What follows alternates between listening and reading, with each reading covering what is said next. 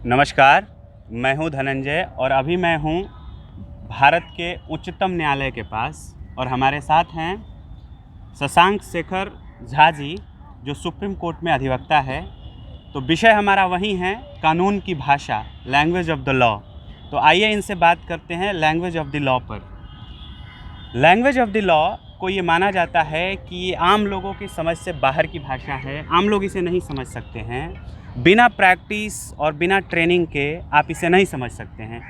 ये इतनी जटिल भाषा है कि सदियों से बदली नहीं है, एक ही ढर्रे में एक ट्रेंड को फॉलो करते हुए चलती है। ये जो क्लेम किया जाता है, इसको विस्तार में समझेंगे शशांक शेखर जी से। तो सर, आपका बहुत बहुत स्वागत है। नमस्ते। आप अपना ज़रा विस्तार में परिचय बताएं हमारे दर्शकों को। मेरा नाम शशांक शेखर झा है। 4 साल से वकालत की प्रैक्टिस कर रहा हूँ। Supreme court, Delhi high court, Patna high court, Allahabad high court और काफ़ी सारे डिस्ट्रिक्ट कोर्ट, जहाँ भी जैसा भी काम आए मैं चले जाता हूँ। मुझे लगता है कि ये नोबल प्रोफेशन है और जहाँ भी मुझे लगता है कि मेरी ज़रूरत है मैं वहाँ पहुँच जाता हूँ। अच्छा, आप लोगों पर एक क्लेम किया जाता है कि आप लोग जैसे लकीर के फ़कीर वाली बात है कि एक ही टाइप की भाषा जो 200-300 साल पहले यूज हुआ करती थी, लैटिन के टर्म्स यूज होते हैं, फ्रेंच के टर्म्स यूज होते हैं, जो आज पुराने हो गए हैं, जिनकी अब उतनी ज़रूरत नहीं है।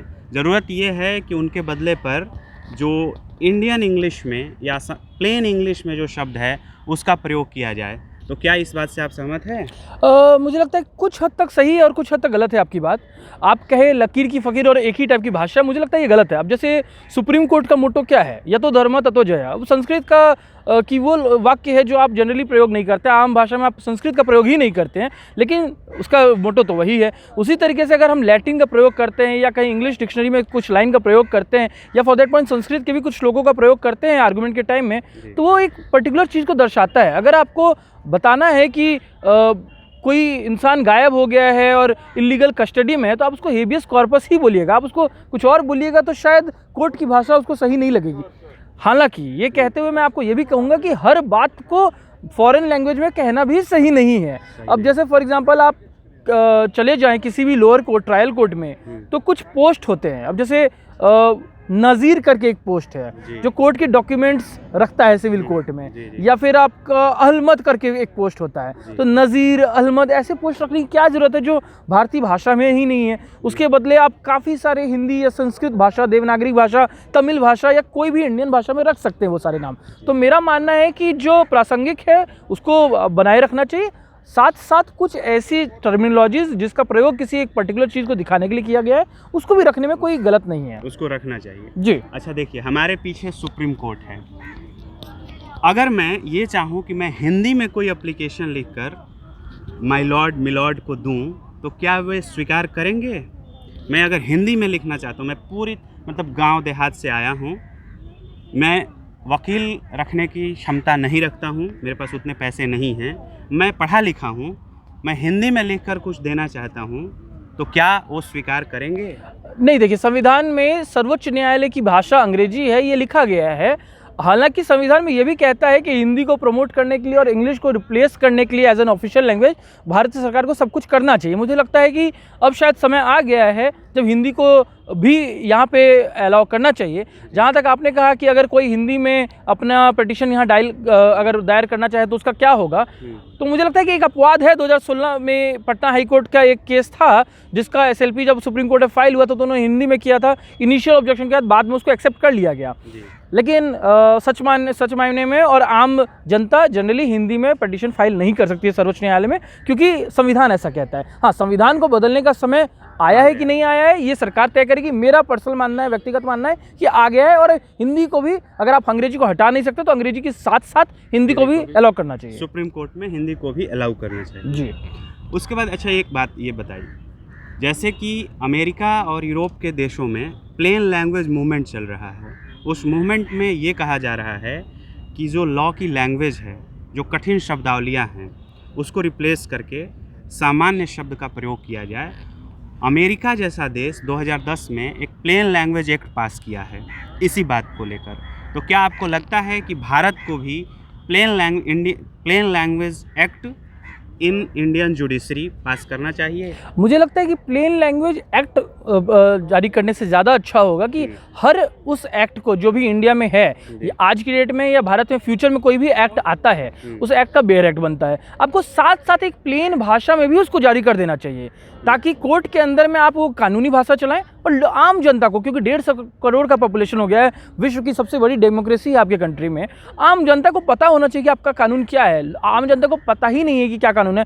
परसों मेरे पास एक क्लाइंट आए थे और उनको कोर्ट ऑर्डर रीड करने में दिक्कत हो रही थी, उनको लॉ पढ़ने में दिक्कत होती है, किसी के ऊपर अगर कोई लीगल नोटिस आ गया, कोर्ट का अगर कोई समन आ गया, तो लोगों को पढ़ने में समझ नहीं आता कि उनको अगली डेट पे क्या करना है। तो मुझे लगता है कि हर एक्ट को आपको ज़रूरत है कि आम भाषा अलग से, ताकि एक्सप्लेन कर पाए, और एक आपके लिए अपनी हो। आज की डेट में क्या होता है कि अलग अलग बुक्स हैं जिसमें अलग अलग कमेंट्रीज़ हैं, लेकिन सारी बुक्स में कोई एक जगह समाहित होकर नहीं है और हर की अपनी अपनी कमेंट्री हो सकती है। तो सरकार का दायित्व बनता है, पार्लियामेंट का दायित्व बनता है कि वो अपने हिसाब से एक आम जनता के लिए आम भाषा में भी अलग से बनाए। हालांकि कोर्ट के लिए जो भाषा है वो आम जनता को आप मिक्स नहीं कर सकते, इसलिए सबसे सही होगा कि आप अलग अलग 2 पार्ट में बना लें। मतलब आप ये कहना चाहते हैं कि जो एक्ट पास हो रहा है वो 2 भाषाओं में बने, एक लीगल लैंग्वेज जो अभी चलता आ रहा है जैसा, और एक सामान्य भाषा में। बिल्कुल, एक ऑफिशियल ट्रांसलेशन टाइप का आप कह सकते हैं कि लीगल भाषा का के बने हुए एक्ट का एक ऑफिशियल ट्रांसलेशन उस भाषा में, जिससे लोगों को समझ में आए।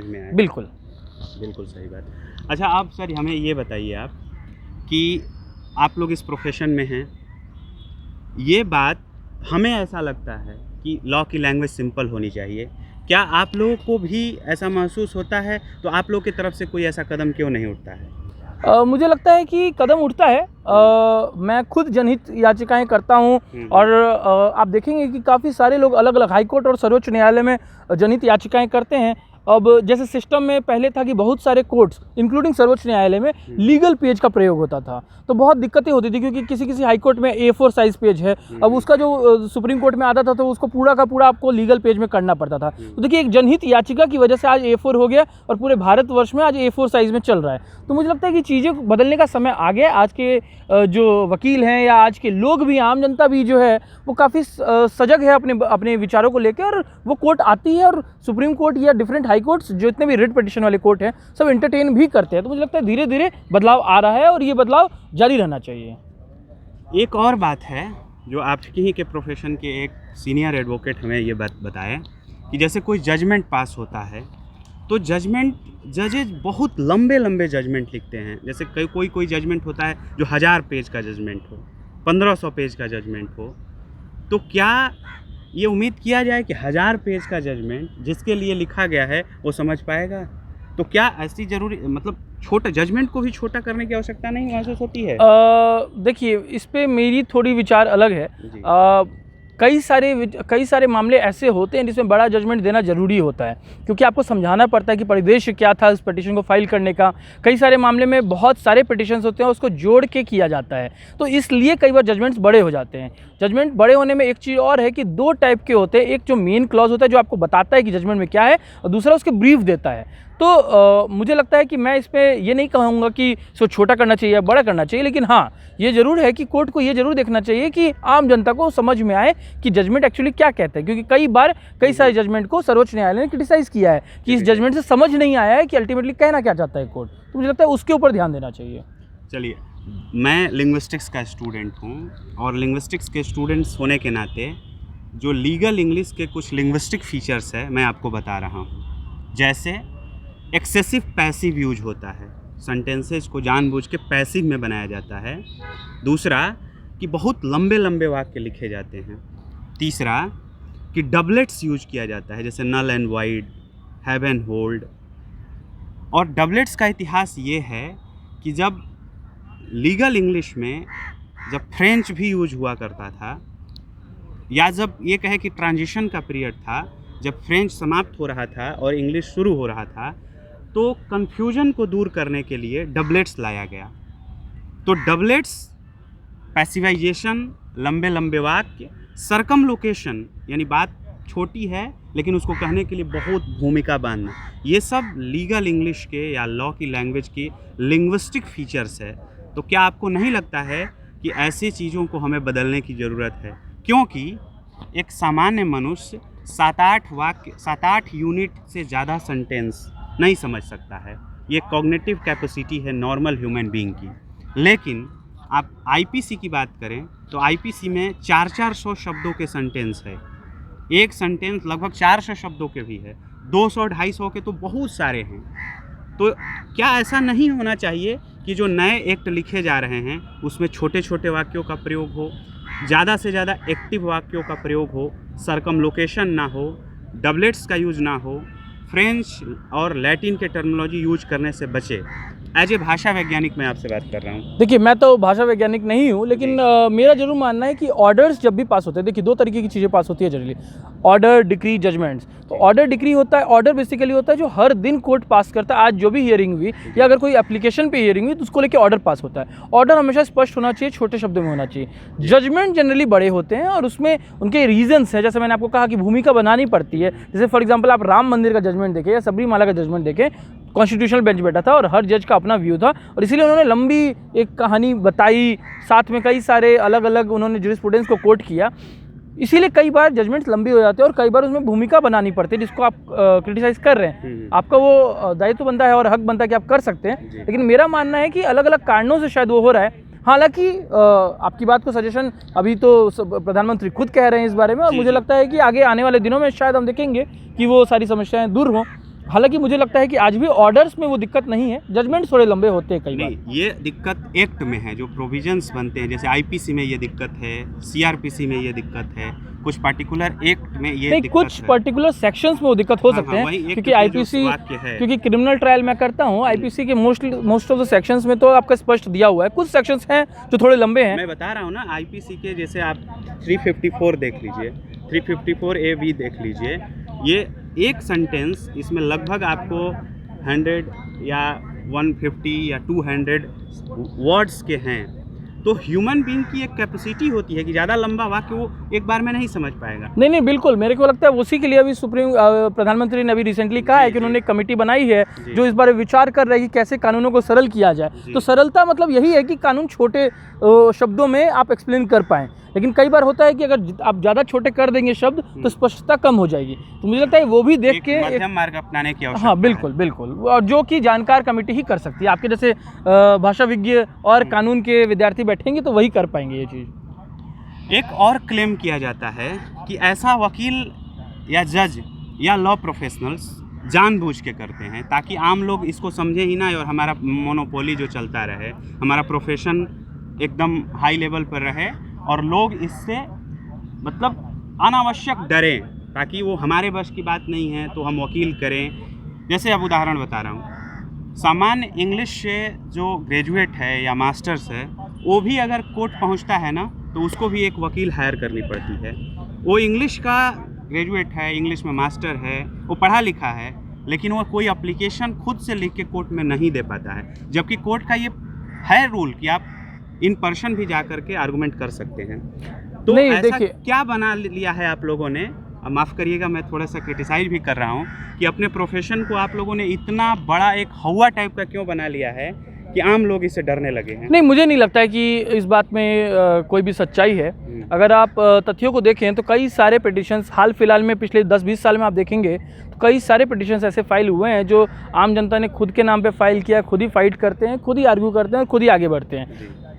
हालांकि कानून का बहुत कम मैं वही बता रहा हूँ, उसमें दिक्कत ये है कि अगर आप कोई क्रिमिनल ट्रायल में खुद को कंटेस्ट करते हैं तो आपको साथ आईपीसी पढ़नी पड़ती है, सीआरपीसी पढ़नी पड़ती है, एविडेंस एक्ट पढ़ना पड़ता है, क्रॉस आना चाहिए। अगर आप वो नहीं कर पाते हैं तो आपका केस वीक होता है, आर्गुमेंट के टाइम में आपको अलग से जाना पड़ता है। तो मुझे लगता है इसलिए आप वकील हायर करते हैं। वकालत एक नोबल प्रोफेशन है, इसलिए उसमें कोई एज लिमिट भी नहीं है। आपने जहाँ तक कहा कि कानून को ऐसा बनाते हैं ताकि खुद को फ़ायदा हो, मुझे इसमें भी दिक्कत है, क्योंकि आप देखिए मैक्सिमम कानून जो भारत में बना है वो भारत के आज़ाद होने से पहले बना था, जो अंग्रेजों ने बनाया था। अंग्रेजों के मन में ये बिल्कुल नहीं था कि वकील को फ़ायदा हो, इसलिए अंग्रेज हमेशा कानून इसलिए बनाते थे कि उनकी सरकार को फ़ायदा हो, और वकील उस समय भी भारतीय होते थे और अंग्रेज भी होते थे। तो मुझे लगता है कि ये कॉन्सेप्ट कभी भी नहीं रहा होगा, चाहे अंग्रेजों ने कोई कानून बनाया होगा या भारतीयों ने कोई कानून बनाया। हालांकि मैं ज़रूर ये बात कहूँगा कि उसमें और अगर स्पष्टता आए तो कोई गलत नहीं है, उसमें स्पष्टता आनी चाहिए। हालांकि वकीलों को क्रिटिसाइज़ करना इस मामले में मुझे लगता है थोड़ा सा गलत होगा और तर्कसंगत नहीं होगा, क्योंकि कानून वकील नहीं बनाते हैं, आखिरकार कानून पार्लियामेंट बनाती है और पार्लियामेंट लोगों का भला सोच के ही बनाती होगी, क्योंकि पार्लियामेंट में जो संसद में जो सांसद हैं वो अल्टीमेटली लोगों को रिप्रेजेंट कर रहे हैं, वकीलों को नहीं। तो मुझे लगता है कि वकील आपका ईजी टारगेट बन जाते हैं, चाहे लोग क्रिटिसाइज़ करें, क्लाइंट क्रिटिसाइज़ करें, जज उनको डांट लगाएं, बट मुझे नहीं लगता कि वकीलों की इसमें कोई गलती है। अच्छा चलिए, ये आरोप जो है आपके हिसाब से सही नहीं है, हालांकि कई लोगों ने इस आरोप को स्वीकार भी किया है। खैर उस बात, एक और आरोप लगाया जाता है कि जैसे मैं कहा शुरू में ही कि लकीर के फ़कीर, यानी जो चीज़ें पुराने धड़े से चली आ रही है, not only in linguistic sense but also in your dressing sense, in your sitting arrangement, माने हर मामलों में आप लोग ब्रिटिशर्स को फॉलो करते हैं। जैसे मैं एग्जांपल बता रहा हूँ, अभी का टेम्परेचर जो है लगभग 45 डिग्री 46 डिग्री है। इस टेम्परेचर में ब्लैक कोट पहनना और पूरा टाई यहाँ तक बांधना ये कोई लॉजिकल नहीं है। इसके जगह पर आप सिंपल वाइट शर्ट भी पहन सकते थे। तो आप लोगों ने एक ऐसा क्या एक आइडेंटिटी, एक कोट की आइडेंटिटी। दूसरी बात, जो सिटिंग अरेंजमेंट है उसमें भी ये देखा जाता है कि जज जो होते हैं बहुत ऊपर बैठते हैं, बाकी सब लोग थोड़ा एक इजलास जो बना हुआ होता है। ये गलत है या सही है मैं उस पर नहीं जा रहा हूँ, मैं इस बात पर जा रहा हूँ कि ये ब्रिटिशर्स के दौरान बनाया हुआ एक सेटिंग्स है। तो क्या आज ज़रूरी है कि हम इसी लहजे में हम भी अपने आप को चलें? हम सामान्य सिंपल वाइट शर्ट पहन के हम कोर्ट में क्यों नहीं जा सकते हैं? देखिए, दो बातें आपने रखी और बहुत सही है, बहुत सारे आम जनता के मन में भी ये दो बातें आती होंगी। पहले दूसरे पॉइंट पे आते हैं कि ऊपर के स्टेज पे क्यों बैठते हैं। तो चाहे ब्रिटिशर्स हो या पुराना भारत का इतिहास आप देख लीजिए, जब भी कोई न्यायाधीश होता है तो वो एक ओहदे पे बैठता है, उसको भगवान के बराबर माना जाता है। आप भगवान मानिए ना मानिए, लेकिन आपको ये मानना पड़ेगा कि वही न्याय देवता है और आपको वही न्याय देता है, चाहे आपके फेवर में आए अगेंस्ट में आए, लेकिन न्याय की तरफ से वही खड़ा है। जब कोर्ट में 50 लोग खड़े हैं जज के सामने अलग अलग पिटिशंस को लेके, तो जज एक स्टेज पे इसलिए रहता है ताकि वो सबको बराबर नज़रों से देखे और एक कन्वीनियंस हो वकीलों को भी और लिटिगेंट को भी। तो इसलिए मुझे नहीं लगता कि उसको क्रिटिसाइज़ करने की ज़रूरत है। जहाँ तक ड्रेस कोड की बात है, बिल्कुल दिक्कत तो हमें होती है, लेकिन ड्रेस कोड का मामला वकीलों का नहीं है। अल्टीमेटली जज का कोड ऑफ कंडक्ट है, कोर्ट का कोड ऑफ कंडक्ट है। कोर्ट अगर कहता है कि आपको गाउन पहनना है तो मैंने पहना है। दिल्ली हाई कोर्ट में जाइए, वहाँ पे एग्जाम्प्ट है तो हम गाउन नहीं पहनते हैं। डिस्ट्रिक्ट कोर्ट में जाइए, वहाँ कहते हैं कि आप अभी गर्मी के में कोट मत पहनी, तो हम नहीं पहनते। मुझे लगता है कि इसमें चेंज लाने की ज़रूरत है। जैसे अभी हमने हाल फिलहाल में देखा कि बहुत सारी यूनिवर्सिटीज़ ने अपने यहाँ वो गाउन और वो टोपी वाला सिस्टम हटा दिया और भारतीय सभ्यता के हिसाब से रखा है। मुझे लगता है कि वो समय आ गया है कि हमें भी भारत के कोर्ट में उस सभ्यता के हिसाब से, अपनी सभ्यता के हिसाब से ड्रेस सिस्टम होना चाहिए। बिल्कुल मानता हूँ मैं इस बात को, लेकिन वो हक फिर से मैं कहूँगा आपको कि वकीलों का नहीं है। हम कोर्ट में वकील ऑफिसर ऑफ कोर्ट जरूर होता है, लेकिन कोर्ट का डेकोरम जज की तरफ से डिसाइड होता है और जज को सोचना होगा। तो आप ये बात कह रहे हैं कि जैसे जो सिटिंग अरेंजमेंट वाली बात है वो उसमें लॉजिक है और वो होना भी चाहिए, लेकिन जो ये ड्रेस वाला सेंस है, ये आपको भी लगता है कि इसमें कुछ बदलाव आने चाहिए और ये भी भारतीयता के अकॉर्डिंग या बिल्कुल काला के जो